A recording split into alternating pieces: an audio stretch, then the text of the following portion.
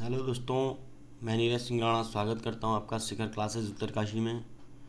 तो दोस्तों, आज हम आपके लिए लेके आ गए हैं एलटी ग्रेड जनरल सब्जेक्ट का मॉडल पेपर, जिसका कि आपका अभी जून में एग्ज़ाम भी होने वाला है। तो ये जो है परीक्षा की दृष्टि से आपके लिए बहुत ही महत्वपूर्ण है। तो आप जो है इस वीडियो को पूरी देखेंगे, ठीक है। तो अब शुरू करते हैं इस मॉडल क्वेश्चन पेपर की, जिसमें कि हमारा पहला क्वेश्चन है कि स्वराज दल की स्थापना की गई।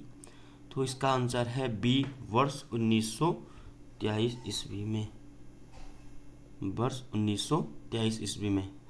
दूसरा क्वेश्चन है हर्षवर्धन कालीन प्रसिद्ध विश्वविद्यालय था, तो वो कहाँ था? आंसर नंबर इसका C, Nalanda. Answer number C, Nalanda, ठीक है।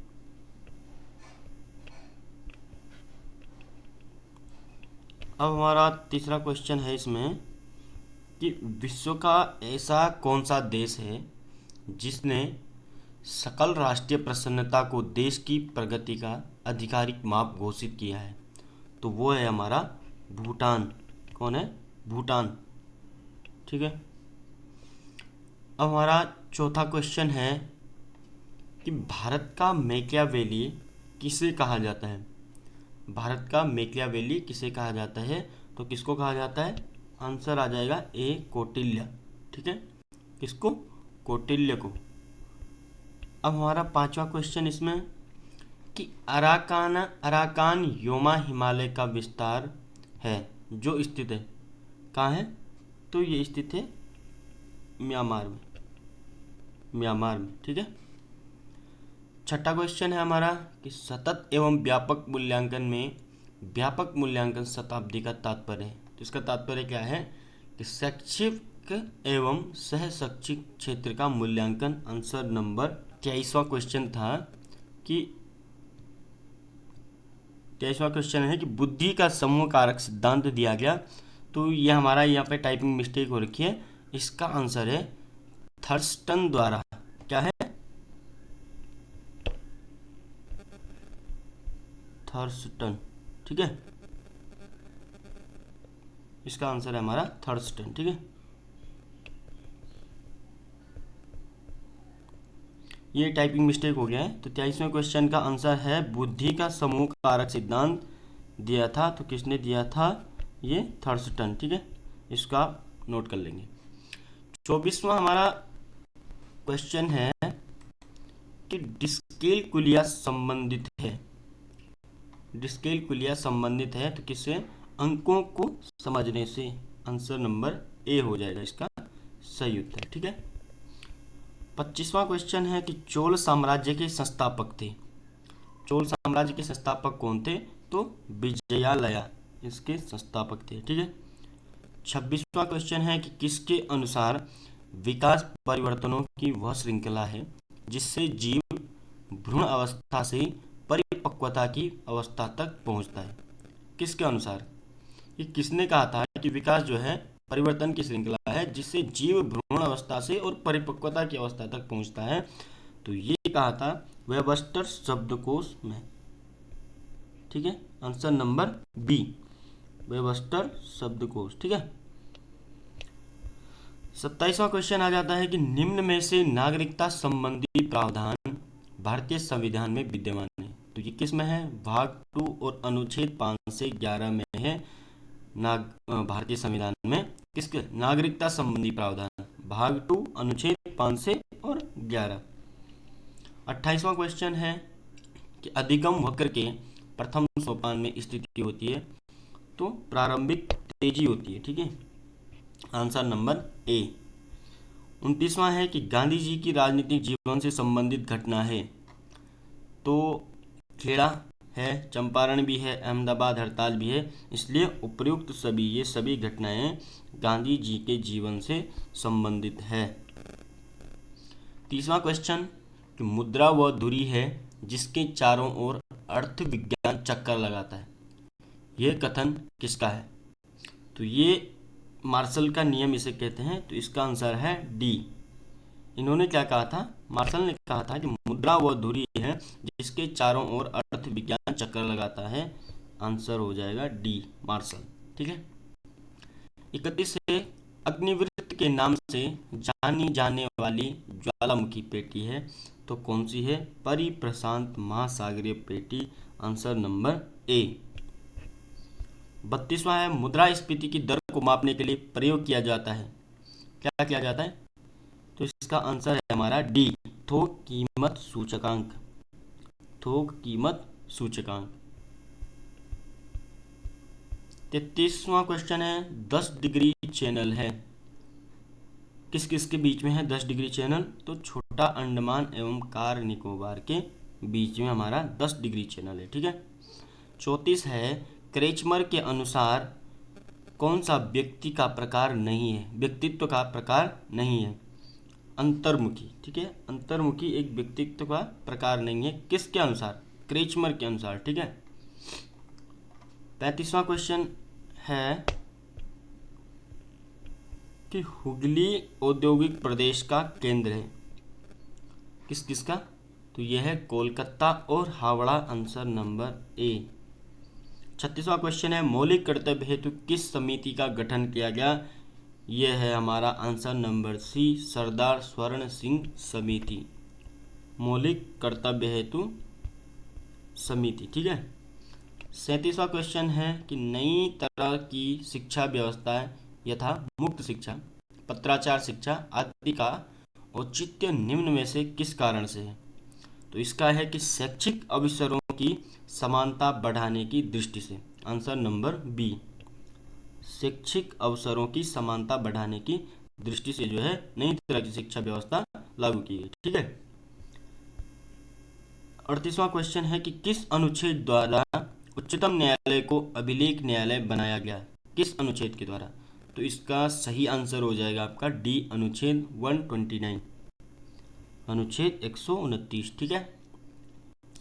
39वां क्वेश्चन है कि जब किसी एक परिस्थिति में अर्जित ज्ञान अनुभव प्रशिक्षण का उपयोग व्यक्ति के द्वारा उसी प्रकार की लगभग समान परिस्थिति में किया जाता है तो इसे क्या कहते हैं?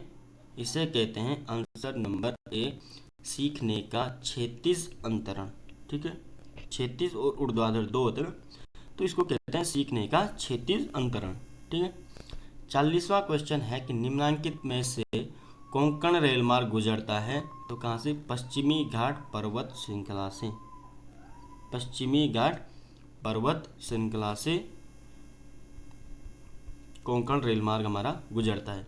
41वां क्वेश्चन है हमारा, संविधान सभा के अध्यक्ष थे तो कौन थे? Doctor Rajendra Prasad, answer number ए।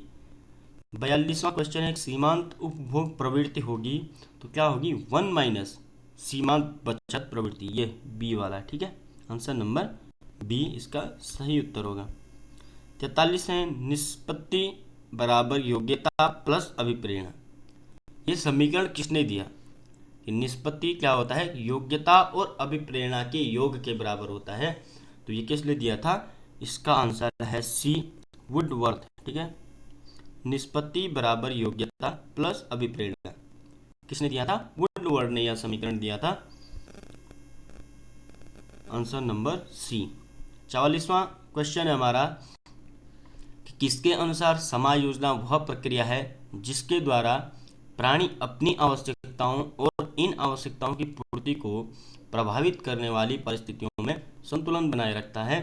तो इसका सही आंसर हो जाएगा बोरिंग, लैंगफील्ड एवं विल्ड के अनुसार। ठीक है, answer number B, answer number B, Boring, Langfield एवं विल्ड के अनुसार क्या है? 44वां ये जो क्वेश्चन है इसका सही उत्तर है बी।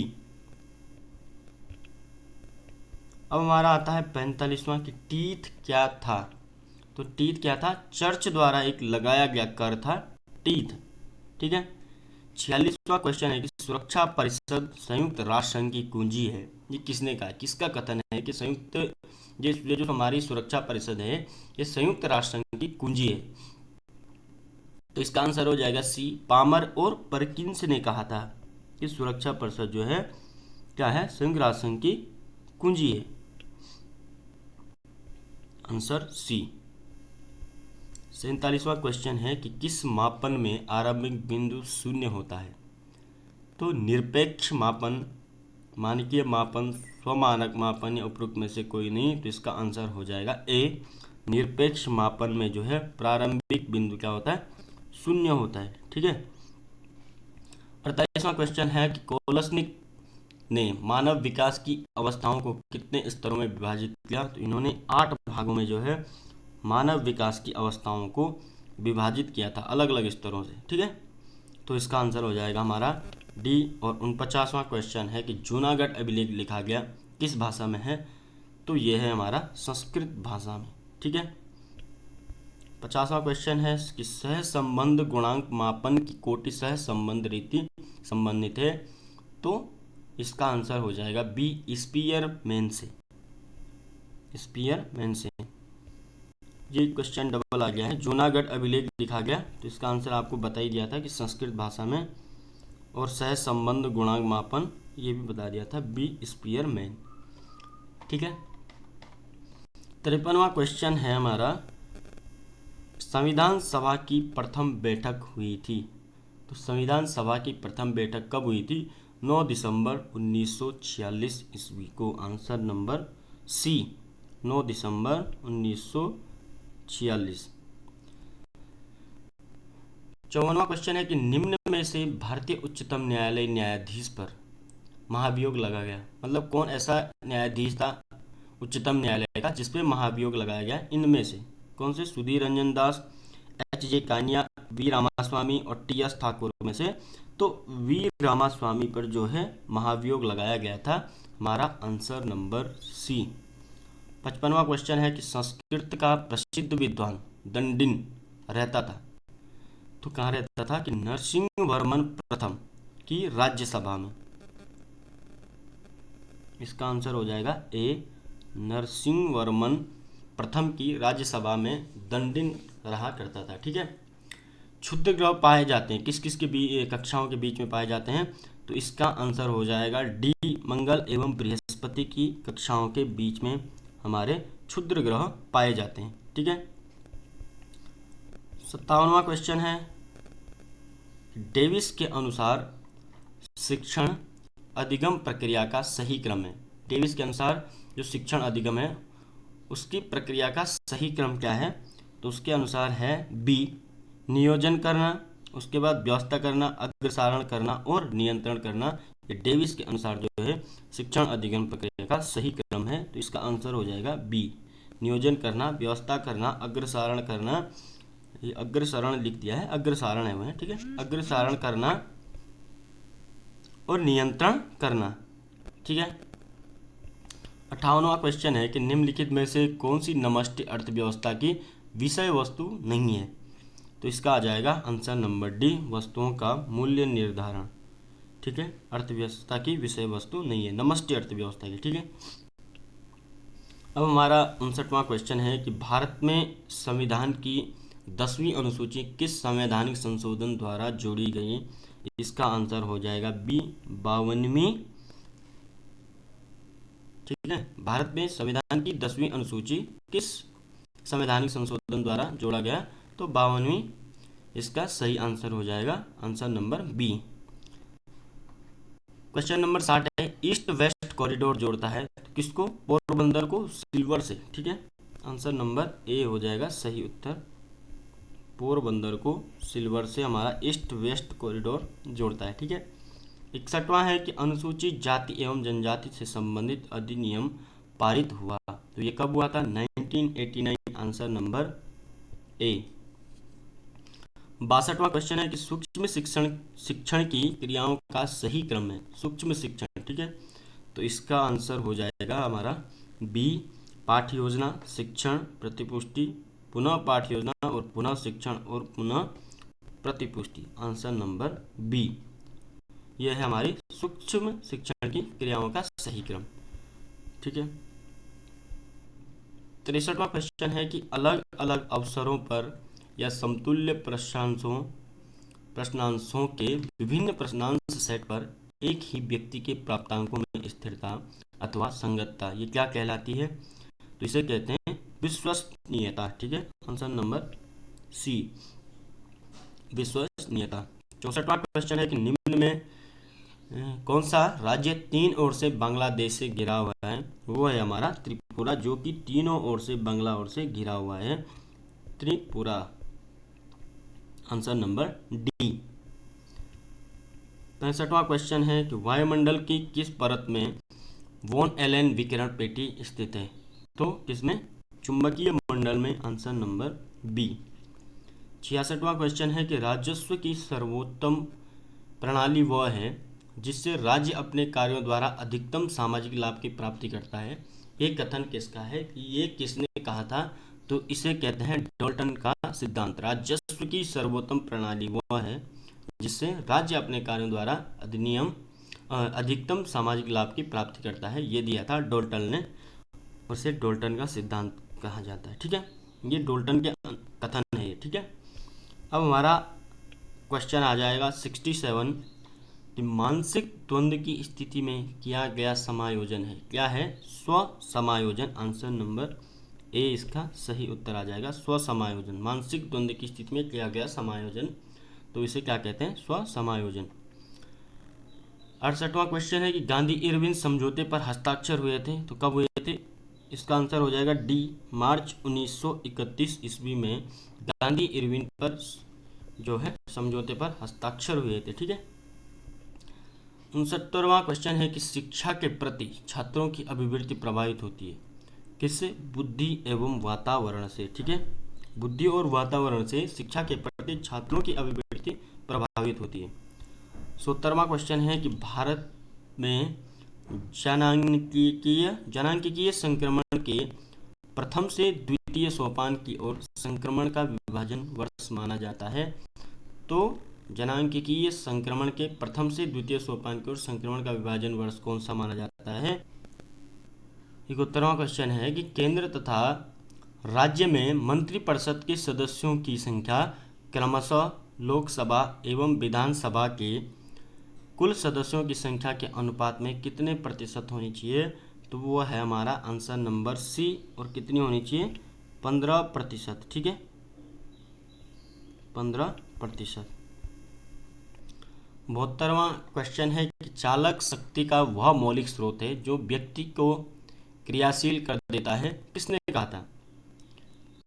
ये कहा था डेसियल ने। इसका आंसर है डी। डेसियल ने कहा था कि चालक शक्ति का वह मौलिक स्रोत है जो व्यक्ति को क्रियाशील कर देता है, तो इसका आंसर है डी, डेसियल। अब हम 73वां क्वेश्चन देखते हैं। राष्ट्रीय पाठ्यचर्या रूपरेखा 2005 को तैयार करने के लिए कितने फोकस ग्रुप बनाए गए? तो इसके लिए 21 फोकस ग्रुप बनाए गए थे राष्ट्रीय पाठ्यचर्या रूपरेखा 2005 को जो तैयार करने के लिए बनाए गए थे। ठीक है।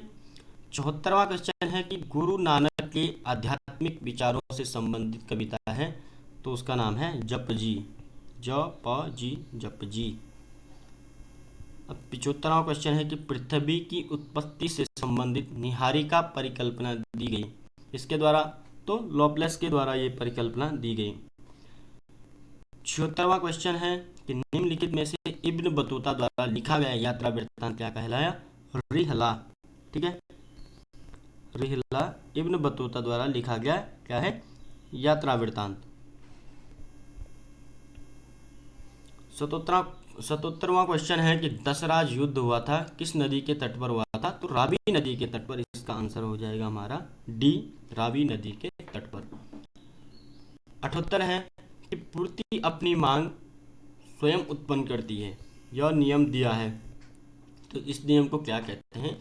से का नियम। और इस नियम को बाजार का नियम भी कहा जाता है। पूर्ति अपनी मांग स्वयं उत्पन्न करती है, तो इसका सही आंसर है जेबी से। इसे से का नियम भी कहते हैं और जेबी से ने ये नियम दिया था, इसे बाजार का नियम भी कहा जाता है। ठीक है। अब हमारा 79वां क्वेश्चन है कि निम्नलिखित में से स्थान व उद्योग के युग्मों से संबंधित गलत युग्म है। जो गलत होगा उसको देखना है। इनमें से कौन सा गलत है? तो मुंबई लौह इस्पात उद्योग ये गलत है, टीटागढ़ जूट उद्योग ये सही है, कोरबा एल्यूमिनियम उद्योग ये सही है, धारीवाल ऊनी वस्त्र उद्योग ये सही है। तो हमारा पहला वाला युग्म गलत है, ए मुंबई लौह इस्पात उद्योग, ये गलत आंसर है। ठीक है, तो इसीलिए इसका आंसर हो जाएगा ए, क्योंकि उद्योग के युग्मों से संबंधित गलत युग्म है। तो 80 वाला क्वेश्चन है हमारा, मनोशारीरिक सीमाओं के कारण बनने वाले अधिगम पठारों को समाप्त करना कठिन होता है। इसका आंसर है ए, समाप्त करना इनको जो है कठिन होता है।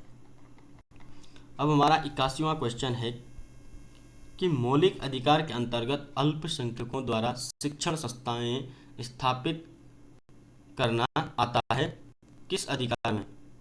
तो सांस्कृतिक और शैक्षिक अधिकार में। आंसर नंबर डी इसका सही उत्तर हो जाएगा। ठीक है, 82वां क्वेश्चन है कि तमिलनाडु के नायनार भक्त थे, तो किसके थे? तमिलनाडु के नायनार भक्त भगवान शिव के भक्त हुआ करते थे नायनार। ठीक है, 83वां क्वेश्चन है कि अभिप्रेरणा स्वास्थ्य सिद्धांत विकसित किया गया, तो किसके द्वारा? हर्जबर्ग द्वारा अभिप्रेरणा स्वास्थ्य सिद्धांत विकसित किया गया। बी हमारा सही आंसर हो जाएगा, हर्जबर्ग द्वारा। ठीक है, 84वां क्वेश्चन है कि भारतीय रिजर्व बैंक के नियम के अनुसार वाणिज्यिक बैंक में कुल जमाओं तथा रिजर्व का एक न्यूनतम अनुपात जो कि सभी वाणिज्यिक बैंकों द्वारा तरल रूप में रखा जाता है। ठीक है, वो क्या है, क्या कहते हैं उसको? वैधानिक तरलता अनुपात। वैधानिक तरलता अनुपात, इसका आंसर ए सही उत्तर हो जाएगा। ठीक है, 85वां क्वेश्चन है कि भारत का ब्रिटिश के खिलाफ प्रथम आंदोलन था, कौन सा था? खिलाफत आंदोलन, स्वदेशी आंदोलन, असहयोग आंदोलन, भारत छोड़ो आंदोलन। तो सबसे पहले भारत का जो ब्रिटिश के खिलाफ था वो था स्वदेशी आंदोलन। 86वां क्वेश्चन है कि आय का चक्रीय प्रभाव है। आय का चक्रीय प्रभाव क्या है? उत्पादन, आय तथा व्यय। उत्पादन, आय और व्यय, इसका जो है चक्रीय प्रभाव होता है। प्रबलन सिद्धांत के प्रतिपादक हैं, यानी कि प्रबलन सिद्धांत किसने दिया था? तो ये दिया था C.L. हल के द्वारा। Answer number A. 88वां क्वेश्चन है कि कुल उत्पादन क्या होगा जब सीमांत उत्पादन नकारात्मक हो जाए? सीमांत उत्पादन अगर नकारात्मक हो जाए तो कुल उत्पादन क्या होगा? तो इसका आंसर हो जाएगा ए, कुल उत्पादन अधिकतम स्तर पर पहुंचकर कम होना शुरू हो जाएगा। ठीक है, आंसर नंबर ए।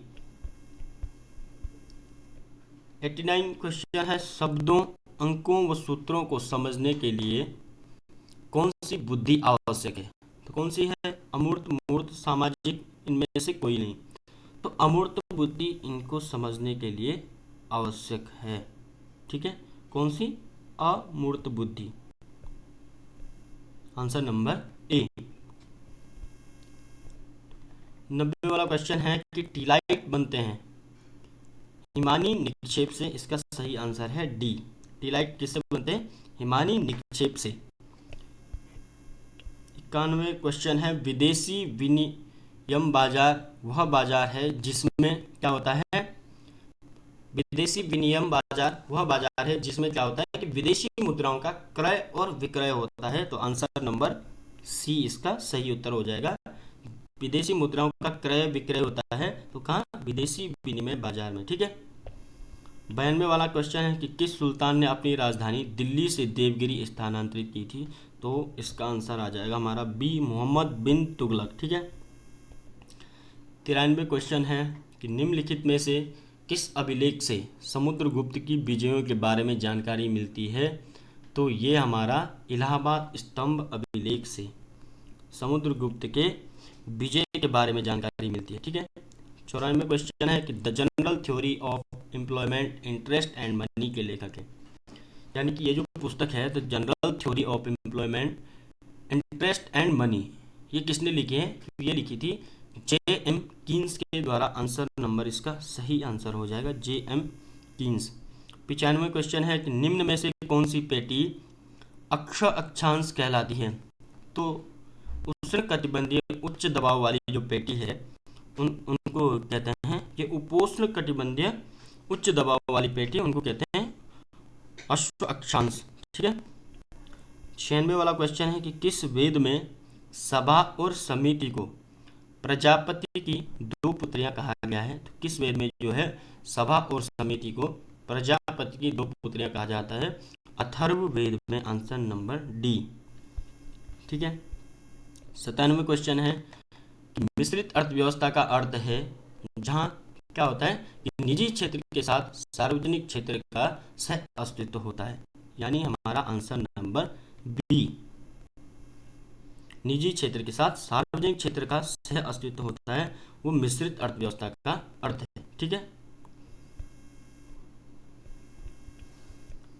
98वां वाला क्वेश्चन है कि राज्य की उत्पत्ति के लिए 2 समझौतों का वर्णन किया था। किसने किया था? लॉक ने। राज्य की उत्पत्ति के लिए 2 समझौतों का वर्णन किया था, तो इसका सही आंसर आ जाएगा नो। और 99 जो क्वेश्चन है वो है रिफ्ट घाटी परिणाम है किसका है? नापे का है या वलन का है या भ्रंशन का है या सम्मलन का है? तो भ्रंशन का जो है परिणाम होता है रिफ्ट घाटी। आंसर नंबर सी।